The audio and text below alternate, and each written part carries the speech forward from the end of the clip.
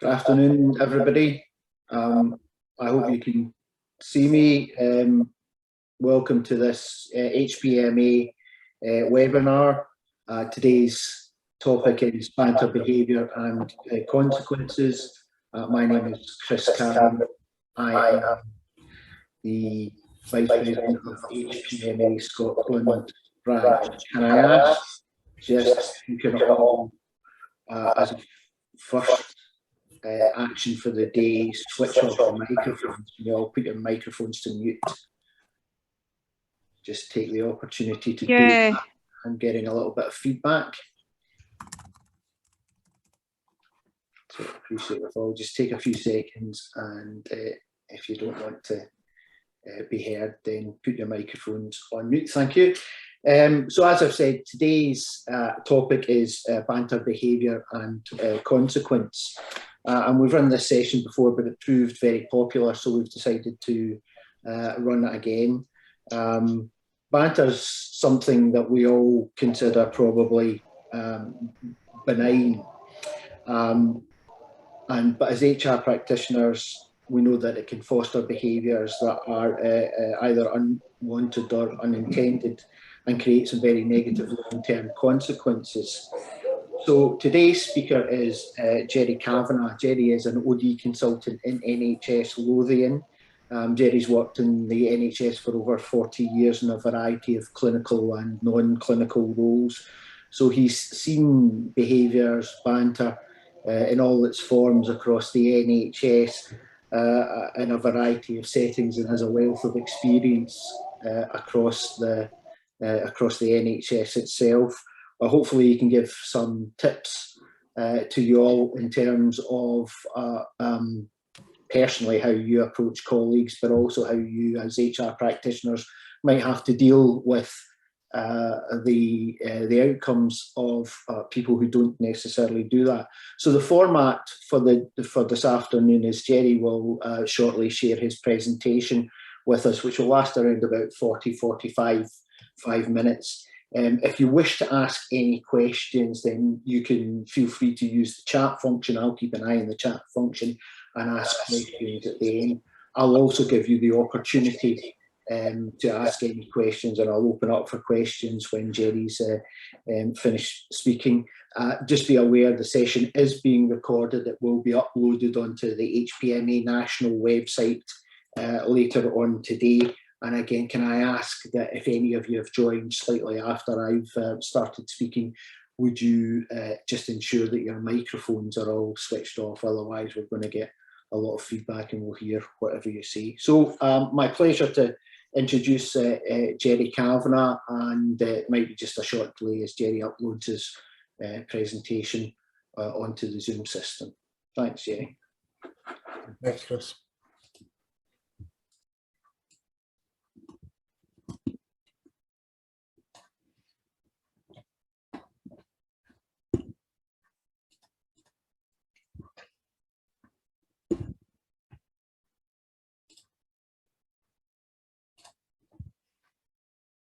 Okay, so I'm assuming everybody can see that. Can I thumbs up, Chris? Excellent. So, the session I'm just going to run from you, I don't know how you want to take this. I'm thinking about what could you use this for, and I've sort of debated with myself a lot of ways of doing this. And a couple of things is, if you go into a service, for example, who's had a bit of an issue about behaviours and the banter and stuff like that, and it's really difficult to present it as and not sound like the headmaster giving everybody a row and you're not allowed to say these things anymore. I think how it's used needs to be done very carefully and facilitated very well, and more about a conversation and absolutely not a training course. So I'm sharing the slides with you, and think of them as like something to frame a conversation with a team that's maybe gone through a couple of rocky patches because of what people have been saying to each other. And you could maybe use it as a way of framing it in not telling them what to do, because you'll just get grumpy teenagers who will just carry on doing it. So it's called Banter, Boolean Behaviour, Choices and Consequences. Now, without me people are saying and calling it the BBC. So I'm really desperately trying to make sure it's not BBC before the trademark and corporate law comes down me like a ton of bricks. So calling it banter, bullying, behaviours, the choices and consequences. So what we're actually saying to people is, you know, we're not telling you not to have a laugh at work, because I've worked in places where it's absolutely vital to have a good laugh. And there's nothing makes a day better at work when you go home and say, oh, I had a great laugh at work today. It's really, you know, it's difficult to do, it's difficult times, and actually getting a bit of a laugh sometimes helps you through it, particularly some of the places and the things that we have to see in the NHS. So it's around a bit of conversation about, well, we're doing this because we don't want people to get themselves into trouble. I'll give you an example. In the last, we've got 28,000 employees in NHS Lothian, and our HR, the last year, 14 referrals and investigations, very in-depth investigations, were around banter. So that's 14 people who could have lost their jobs because what they thought was a joke was completely out of order. And it could be actually now that the 2 years we've spent bending over backwards, doing the run, going the extra mile, helping this and helping that and covering people from being off sick, maybe tempers and pressures are going to get worse and people are losing patience. And maybe what was a joke yesterday actually is not funny anymore, Jerry, and it starts to get messy. So that's why I think that might be the permission to go in. We recognise that staff are really struggling and things have started to come to us. So perhaps there's a bit of being proactive and saying to some teams, guys, are you aware that here are some of the things that are around what's called banter? Is it maybe just bullying in disguise? So it's just like a heads up, a line drawn in the sand, and here's what's acceptable and here's what's not acceptable. So it can lead nicely into sessions about your corporation's values. So here's stuff about this banter. How does that lead into the values? So here's what we think teamwork is. Here's what we think dignity and respect is. And actually, that kind of name calling doesn't fit in with that value. So it's a thing that leads into a variety of sessions. And there's stuff I'm pulling this from Hamilton National Law, the Active Bystander campaign, and about civility saves lives. So these are, again, worth looking into if it's of interest to you. So starting off with the word banter. And banter we know and we love and we've used, and it's a term, it's often used, it's a real grey area in terms of HR and thoughts about how do you deal with it, what can we do about it. If you look at the dictionary term for it, it is a playful and friendly exchange of teasing remarks. That's what banter has been around. First, I think it was first documented around about 1600s. I think it was in a play or something like that. About banter, friendly exchange of teasing remarks. Some legal teams have decided actually there needs to be an extra to that definition to make it real, and it needs to be the consenting people of equal status or position. And that's the thing that makes this at work different from just banter that you would see outside of work. So there's something about people saying it's okay, and there's something about where you are in the hierarchies. And you know what the NHS is like, notoriously hierarchical. So we'll come back to that definition in a wee bit, but let's look at some of the things about banter. And first of all, good, honest, fun banter, and it's genuine, and it's not about anything personal. It's not any horrible underlying horrible comments. It's actually genuine and it's fun, and it can make a day at work. And that's probably quite rare, but it does happen, and I've been part of teams that's been like that. You've had a good laugh. You also get then the next phase of that is absolutely just not getting it, just not realizing it. And let's give the people who were at these 14 people last year in NHS Lothian, maybe they just thought they didn't realize that had crossed the line. And you will get people who will say something, somebody takes offense, but in a genuine way, not just for the sake of being picky. It's actually, that was truly offensive because. And then the other person apologises and is really sorry, and it never happens again. Now, it might slip out once, but really it doesn't happen. There isn't a repeat. The person's mortified. I'm so sorry, Jerry. I never realised. Please accept my apologies. Absolutely. Let's move on. These things happen. And then, of course, what we might be straying into is the deliberate, nasty comments that are made. They know that are injuring. They know that the other person's not got the confidence or the courage to step up and deal with it. And the other person maybe tries to laugh it off and thinks it's funny. Ha ha, yeah, no, what? And it's actually unhelpful and it becomes toxic. And it's at that point, I think, that some relationships break because that person just cannot stand it any longer. And the next thing you know is you've got a grievance on your hand, or something pretty nasty has happened. So we're trying then to see, well, is that really banter, or is this just bullying disguise, deliberately nasty stuff? So this is where we get into the message about what we're doing this for. And this is the bottom line is this: are you saying that we can't have PC go mad and you just can't say what you can anymore? No, that's not what we're saying. Are we saying you just can't have a laugh and a joke at work anymore? No, it's not what we're saying. We're just saying that banter has its boundaries. You're at work and you need to think twice about what you're saying, because it could have consequences that are not helpful. So it's that message that is really important here. If you get it to actually, we need to think about banter, guys, because it might get us into deep trouble and we don't want that. So, well, why don't we just ban it? Let's just ban banter. Well, somebody else has tried that.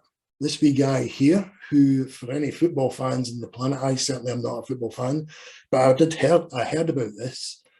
And he started off with Chelsea a few years ago, and they weren't doing well. He was a new manager, and the season started September. By October, November, they were sliding down the league tables. They were not winning games, and he put it down to play a banter. In fact, the whole of the ground crew, the whole culture there, he said, no, we're not having banter anymore. No more texts, no more funny tweets, or no more nonsense like that. End off, it's stopping, and that'll sort you out. You'll become a team and you'll play like a team again. And no, it didn't happen. It didn't work. And by December, this guy here was out of a job, voluntary, removed on to the next team, whatever it was. So banning it, probably unhelpful, will never work, because what happens behind the closed doors in some of the places, you will never know. Okay, so the culture of it then, at this almost mid-90s, mid-200s, 2000s, there was a TV programme that came out. Dave, I don't know if you've heard of it, still around, but actually when it came, it was called the Home of Witty Banter. It was a kind of thing. People were growing into this, having a laugh and a joke at work, and these bantery sessions were quite popular and very, very popular at all levels. And then it started getting a bit unpicked. For example, this guy, Andy Gray, again, going into that environment, which is a bit laddish. And he was sacked because what was seen as the banter, the witty banter on telly, was no longer acceptable. And it was starting to become, this is not what we do here. So more people were aware of what is right and what's wrong, what's acceptable and what's not acceptable. And having shared this with some teams in NHS Lothian, one place it was the engineering works and the estates and facilities guys, and they were saying, yeah, this is happening. We're getting younger people now that are holding the older staff to account, and they're actually calling them out on a lot of stuff. So a lot of stuff that kids are getting at school, or I say kids, young people are getting at school, coming to the workplace, seeing what the NHS is like, and thinking, well, I'm not putting up with that. So they might leave. Or they're at work and they've got the courage to step up and say, well, that's not acceptable. So that's a thing that might see this again. The importance of this is because there'll be some staff who really genuinely don't know what lines are crossing. So let's go back to that statement then about playful and friendly, and it's consenting and its status. So playful and friendly, is it genuinely playful and friendly? Because sometimes, again, thinking of that younger person, they may or may not have the courage to say, yeah, that's funny, yeah, I get it, yeah, no, but they want to fit in, they don't want to rock the boat. So the consenting part is, you know, somebody else might say, oh, Jerry, you've crossed the line. No, he's okay with that. We laugh about that quite a lot. Is it genuinely consenting? It's going to be really hard to find out, isn't it? And actually, where you are in the organisation will have a huge influence, because it may be, as we'll see later on, it might be the manager or the team lead that is the person who is thinking this is good fun. And actually, does the new person coming in or the person who's not as confident actually feel able to say something about it? So that's when you've got to think about, when is banter actually bullying? And the Anti-Bullying Alliance, this is a lot of work that is done in schools. And there's lots of research that's been done how unhelpful it is at school and the impact it has on young people, which they may take into the workplace if it's not dealt with.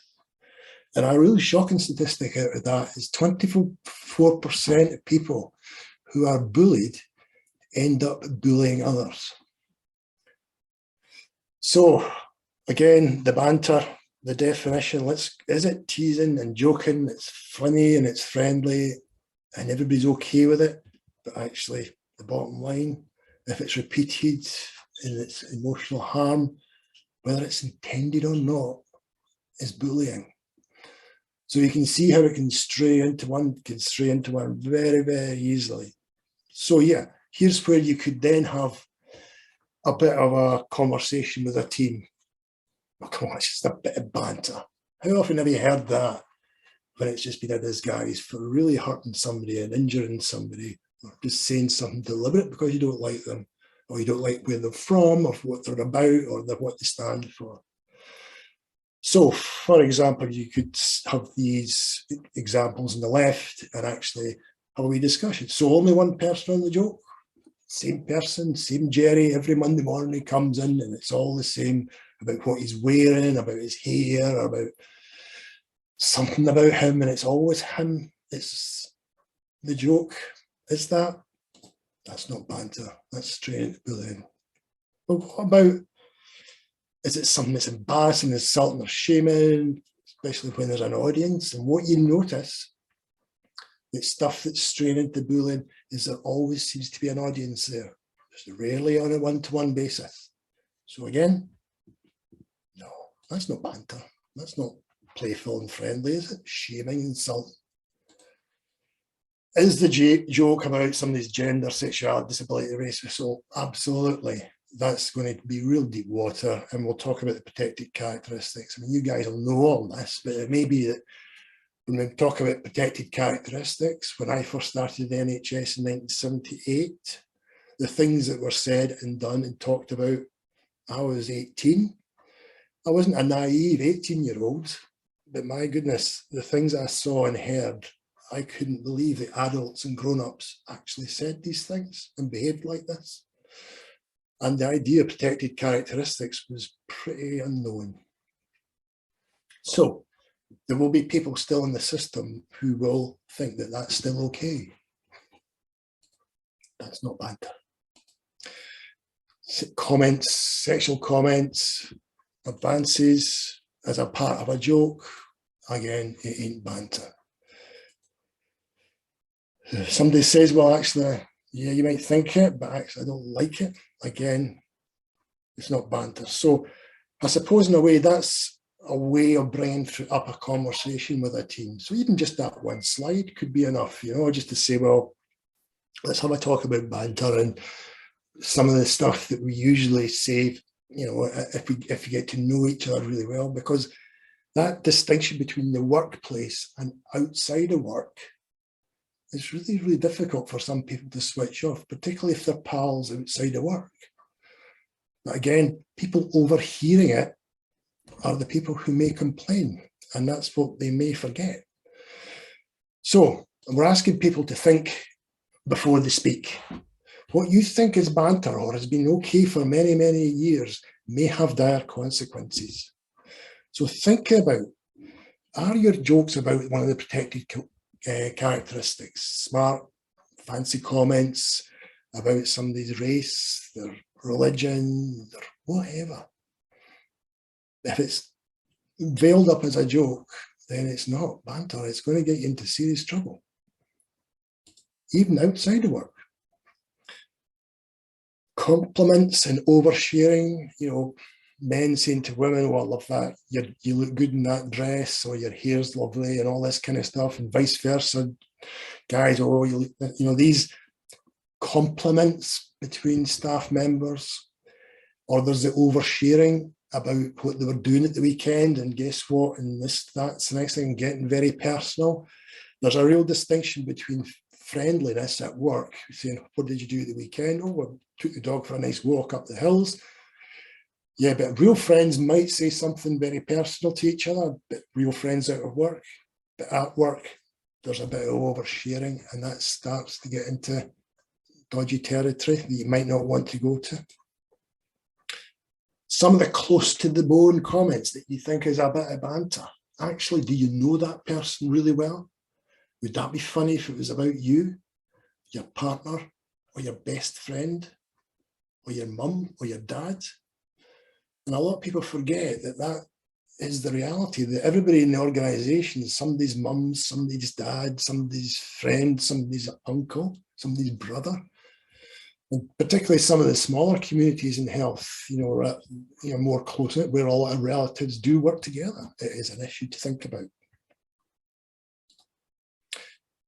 Again, going back to this hierarchy, where is that person in the hierarchy? If they're very junior, will they have the courage to say, "Yeah, that's really funny"? "No, it's not." Or if they're in a minority, could be the only man in the team who has to be, and I've been there, and the things I've had to put up with, quite interesting. Now, it would certainly not be acceptable. And the team culture, the same joke over and over again. This is where a lot of the hard times come in, that it goes to breaking point. So I've seen this a number of times where the person just had enough one day. It was a bad day and that was it. By physical violence, fight, and he was the one who was in dire trouble. So the other thing that we are more conscious now is about the so-called funny, angry comments on social media. Again, people might go to that space for a bit of banter and think it's okay. And again, strain into very dodgy territory. So the consequences, the bullying, banter, and the consequences could be that actually people, if you think about those 14 people last year, could have lost their job because they thought something in this territory here was okay and a laugh. Whether or not it was deliberate and they were conscious of it and it was bullying, persistent, and obviously the investigation would find out. But that is a reality of not addressing banter in the way that it should be, but allowing it to, genuine stuff to carry on. So we put up what the protected characteristics for anybody who hasn't really seen or thought about what that is. And again, you could have a conversation around that if you thought it was helpful. The next slide, I don't usually slide, but in terms of ER and HR practice, it's as far as it's the claimant's point of view. And in the eye of law, that's the view that matters, okay? So let's think a wee bit about the stuff that might be going on in the person who's at the end of this. And that's, we see this stuff, we hear it and we experience it. And this is the acknowledgement to that active bystander campaign just now, which is really useful. I'm just sharing some of this stuff because I think it's relevant in this context. So we see something that's, we get angry, we feel it's not right, and what happens? Well, the majority of witnesses to that kind of behaviour, absolutely nothing. And we ask people, why is that? Why do you think that is? People don't do anything. Why? My experience is I've walked past, I used to live in a part of Edinburgh and quite notorious, and walking all the way up the Leith Walk in the morning, on a Monday morning, I saw a guy lying on the floor, seemed like fast asleep. There must have been about 20 or 30 people walked past that man before I stopped and checked him and see if he was right, and he wasn't. And I couldn't smell anything untoward or suspect. But actually what I did smell is maybe this person needed help. So I phoned 999 and he was ill. And as soon as I stopped, other people came around me and helped and offered to help. But prior to that, 20 odd people had walked past. So think about that, we'll come to it in a second. But the reasons why people, and this is the stuff that the Active Bystander campaign found out, is people say these things, you know, from a hierarchy, they go from, well, time, 3%, well, it's no my business. 23% said, I don't know who to talk to, so they might have seen something at work. Should I say to the manager? Should I say to their manager, because it's the manager that's doing, you know, inappropriate behaviour? Or it's not serious, no, it doesn't hit their value base, so they thought, yeah. But actually, scared of the outcome was the most common reason why people didn't do anything. So what I do is I share a picture here of what do you think's going on, and I invite a wee bit of conversation about what do you think's going on. Well, if you look at these guys in the background, the zebras, they're the herd, and they're watching what's happening here. And they all know that in the background, somewhere in the grass, or even in the full face, the lioness is waiting to pounce, ready to pick off anybody who happens to step out of the line. And that takes courage. And that's perhaps some of the things that go on as a human being, that when we see this stuff at work, what goes through our heads is, do I want to just deal with this just now? Have I got the energy to deal with this just now? Oh, I did it before and it didn't work. I got my fingers burnt, and actually, I'm not going near them again. I'm going to just stay in the air till somebody else still says something. Well, you know, maybe that's the way we're programmed, but I think at work, we might just choose to say something, because sometimes just speaking up is enough. Because often what people don't realize is the impact of their behavior has had on others. So we developed a program with an NHS Lothian, which is about courage to manage conversations, because we have a mediation service, which I lead on, the mediation service. And when I see the referrals, I think, well, what was somebody not saying at the time? How come somebody didn't put their hand up and say, this is not banter, this is bullying in disguise, and I think this needs to stop. So I'll share with you a tool that we use at the end of this presentation about what you might want to do about that. But it's shown time again that if people just actually say something, that might be enough. And then we think about the stuff about the Civility Saves Lives campaign and some of the facts that we get from that, in particular in a health service context. When somebody says something rude or nasty to you, 80% of the time you're losing time worrying about that rudeness. That incident, you think, you'll take your mind off your job 80% of the time. The quality of work goes down, and actually your time at work is reduced by 40%. And 25% take out on others.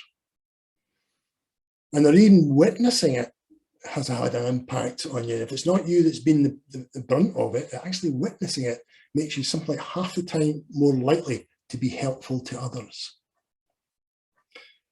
So how do you just say some, how do we give people the tools to say, well, that banter I think is no very right, it's not nice, I don't like it. So what we do is we share the tool that, and we call it the WITS tool, and it's a really commonly used tool that it's actually when you said da da da da da, I felt really angry, or I felt sick or sad or frustrated. What happens is that I'm starting to not like working here, I'm not like working with you, so could we talk about it? So when you start making jokes about such and such, I feel annoyed. The impact is, I want you to stop talking like that, but I don't know if we can talk about it, please. So it's almost permission to say these things, okay? So and I'll share them with some examples and encourage people to talk from the I, because as soon as they come out with the finger pointing, you're not allowed to say that. It's actually, if you turn it to I, it then becomes less threatening and you can't argue with that. So I don't like jokes about race. Please not do that anymore. Now, if they carry on doing it, then it's clearly bullying. We've drawn the line in the sand. I don't like what you said about these women. Can you please stop saying that anymore? I don't like you making personal comments about my body. Can you please stop? People just don't say these things anymore. Can you please stop taking about that? Now, the next time it happens, it said, look, this is the second time I've asked you to not speak about this. And if we don't address it, I'm afraid I'm going to have to take this further. So it's almost like, here's a tool, guys, to sort of maybe start the conversations about addressing some of these issues. And from then we finish up and say, you know, any questions, which is exactly what I'm going to do now. So that's me done, and I'll stop sharing my presentation now, and I suppose over to Chris. Was there any stuff in the chat or points that people wanted to clarify? There was just one point in the chat, Jerry, which was around about your comment in terms of people not wanting to get involved for fear of being dragged into it. Mm-hmm. So that was Alex Mitchell who's noted that. I thought it was interesting. Thanks very much, Jerry. I thought it was interesting, actually, just reflecting on your presentation, which you'd previously given maybe about 5 months ago, mm-hmm. To an HPMA audience, which was probably more UK national in terms of those who attended, and it just since that time, and as you were talking, the name Will Smith came to mind, particularly in the example you gave about something degenerating into physical violence, and I was kind of struck by, you know, we've seen that and we've seen the reaction to that. So that's a reaction to a comment perceived to be inappropriate about his wife, which was meant to be funny, but clearly landed in a very wrong way with him. And I'm kind of struck with the fact that there was there's almost been a 50-50 split in terms of was he entitled to react that way? Was the insult such that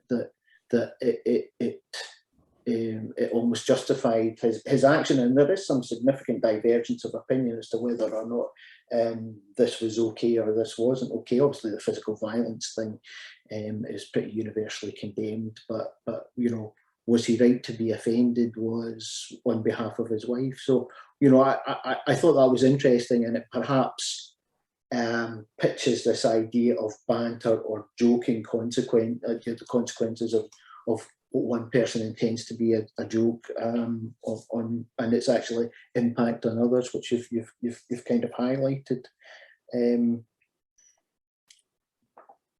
But you know, I don't know that there's no real question in that. It's an example that's kind of happened. Something that occurred just before I jump into the chat, and where there are a couple of points being made. I wondered whether or not you noticed, you gave examples, and obviously in a health service format, a health service situation, what we have is clinical teams working together. But now increasingly what we have is people like this operating on Microsoft Teams or Zoom chats, and maybe not picking up the personal cues, the cues that would be there in a normal social situation. So whether or not there are any examples of people not being, because people aren't physically present with each other, they're not picking up in the kind of social cues that might head off some of this banter. I don't know whether or not you've experienced anything like that. It was just something that came to mind when you were talking. Comments about people's houses and the backgrounds behind them and other stuff like that has been sort of muted. Not sure that's right. Most of the stuff that we've had problems with has been I've been in face-to-face teams at all levels. Some of the banter that a couple of clinical directors were engaged in was not seen as particularly helpful to the new female clinical director colleague. So, you know, it happens everywhere, but we do find it mostly in the hot, busy factory style environments where, you know, it's full on, the kitchens, the laundries. They are two areas where we've had difficulties. And the pressure of work over the last 2 years is they have had significant levels of sickness in those spaces, the domestic services. Whether or not they were because they were so, you know, front line, like picking it up, I don't know, but it certainly there was a lot of staff shortage and a lot of challenges.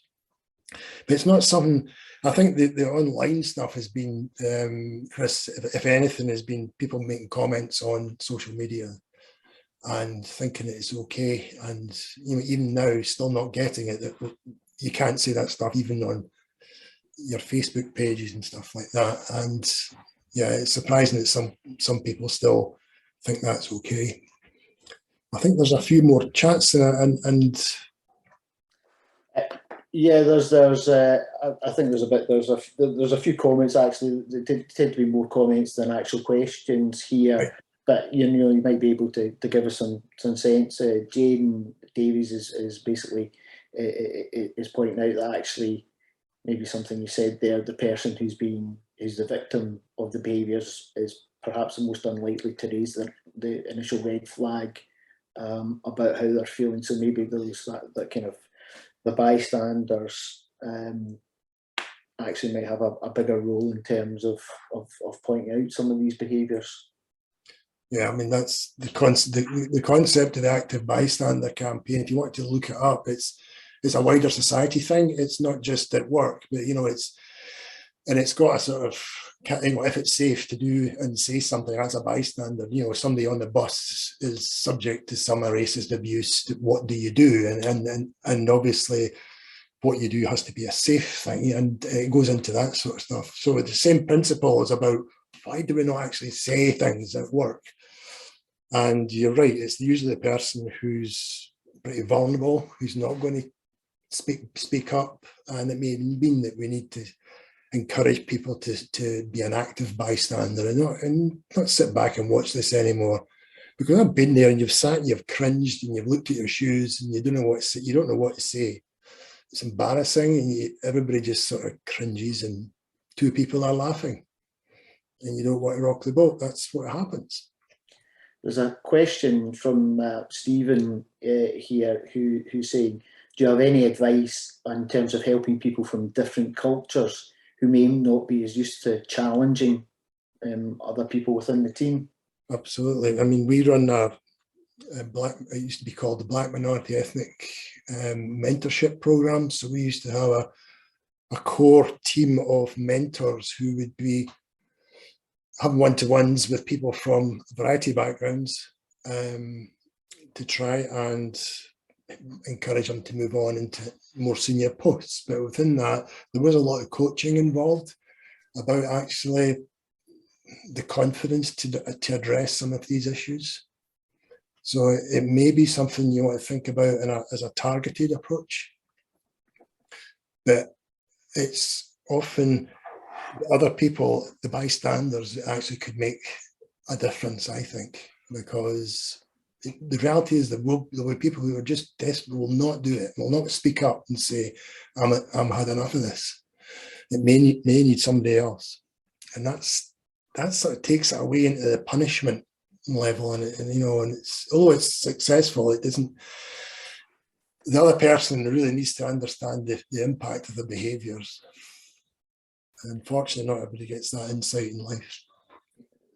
There's another question here, and I suppose it's an example that, you know, I previously faced as an HR practitioner some time ago, but I'm sure a lot of the practitioners on the call will recognise about long-established teams where you've got a group of people who have been together for some time, and you start to introduce new people into into those teams. So therefore, the culture that's been established continues, but might not actually be the most appropriate in terms of behaviour for those that are coming in new to it.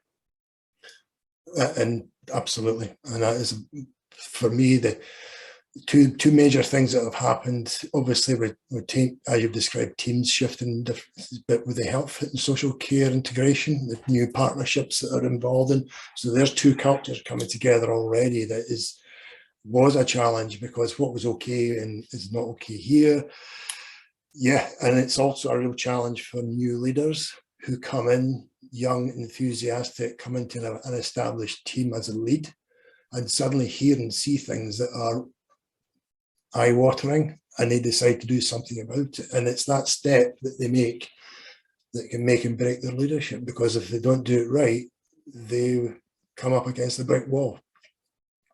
And again, has put a lot of leads and managers into different jobs, have left it because they couldn't cope with the constant pushback to any attempts to change the behaviour.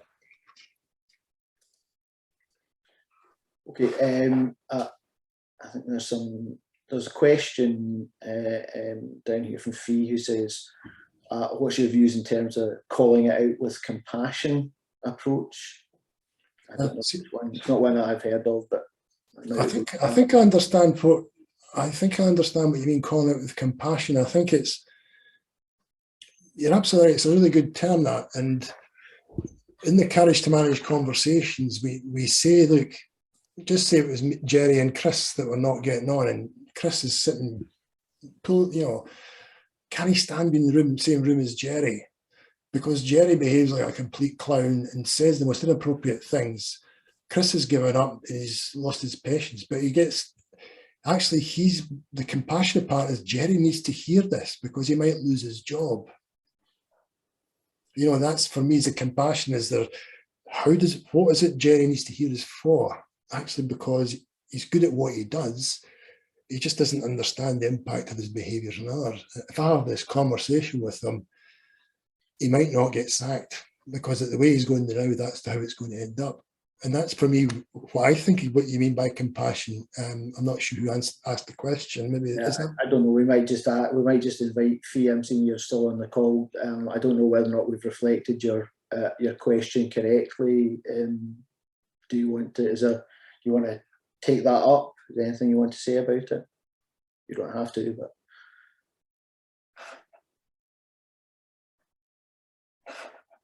No. Okay. Hi, sorry, I was just trying to get my mute off. It's a term I've heard within the Civility Saves Lives, calling it out with compassion. So it's a bit like the bystander, the active bystander, but there's an approach that can be used, and a bit like just what you've described, Jerry. Someone else, it's a colleague, a trusted colleague. So having that conversation. Yeah, and I suppose it's the trust element, isn't it? And that's what makes it, not a judgment.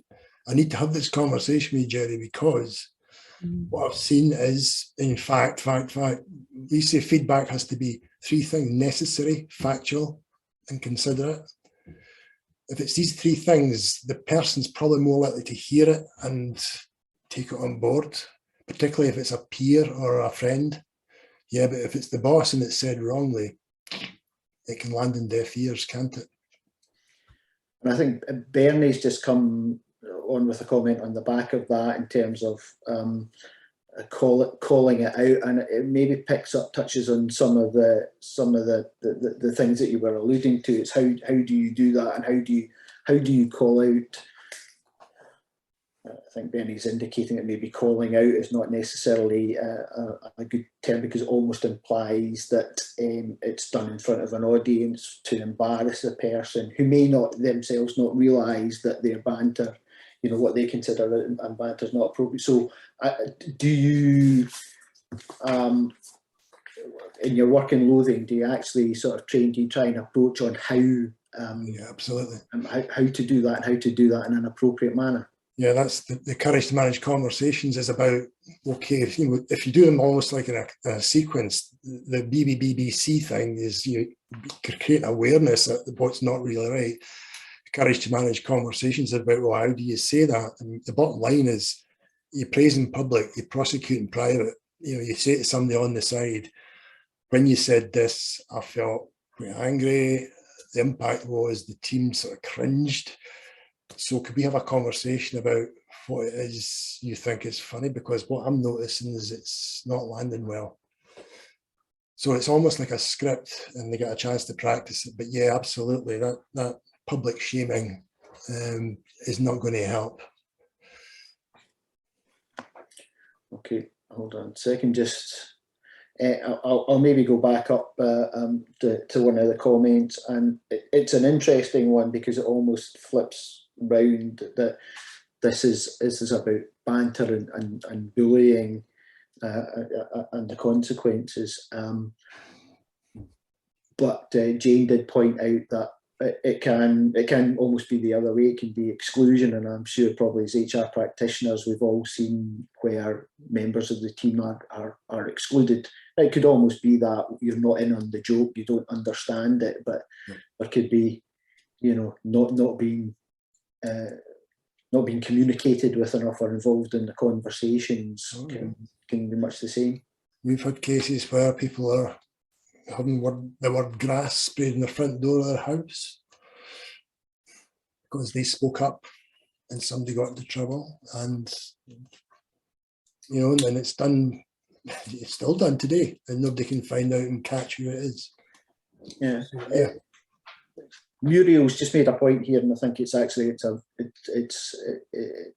one that kind of I experienced just quite recently because my niece is training to be a lawyer, and it was kind of pointed out to me that younger people now much more informed. They're much more willing to speak up. They're much more willing to speak up in terms of a number of different areas, particularly LGBTQ plus issues. You know, there's, you know, we've started to see quite a push in terms of that group and support of LGBTQ.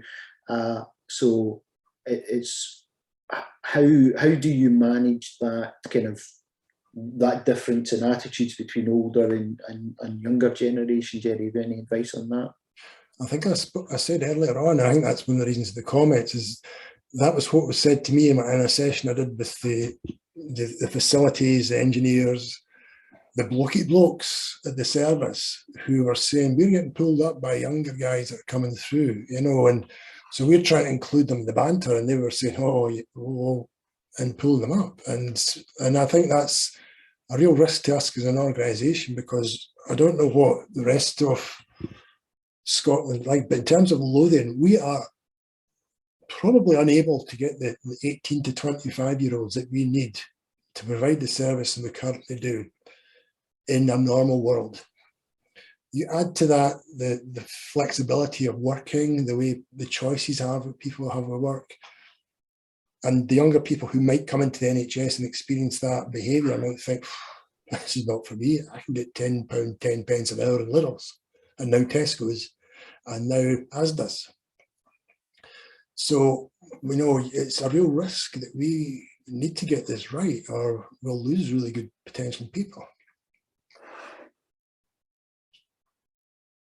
Okay, I think what we might do is just invite anybody who has, I'm just conscious that we've been reading from the chat and kind of dominating the conversation. That's probably expected, but I just wonder if there's anybody who wants to ask Jerry something specific, you know, feel free to do it. We might have to manage it with manage any comments, but is there anybody who wants to direct a question specifically at Jerry?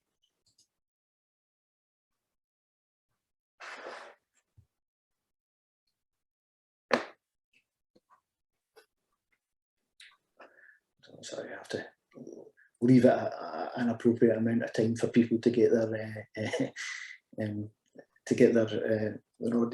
audio off. And I enjoy your comment about in response to mine. You should have seen me 5 minutes before 5 minutes before this webinar started, furiously trying to clean up what was in the background of my room. Yeah, so the people coming through basically saying thanks, Jerry. You know, they found it a helpful session. You know, a bit of support in terms of the previous questions around LGBTQ and you know, some of the attitudes that are around, some of the more archaic attitudes that are around about that. So yeah, so I saw one there about a comment. It was quite interesting because it is something there are what they call in our place. We've got people who are active fishers, and they look for a chance to have a real go at people by throwing in inappropriate comments or mobile phone video footage and share it, and knowing fine that that's going to upset the other person, and that goes on. That's something I just thought I'd throw in there, is the mobile phones and the potential for so-called banter in that place is quite significant. Okay, right, that's great. Well, if there's no further questions, then can I just Jerry, again, thank you for taking the time to speak to us. I hope everybody's enjoyed it and picked up some pointers in terms of this important issue.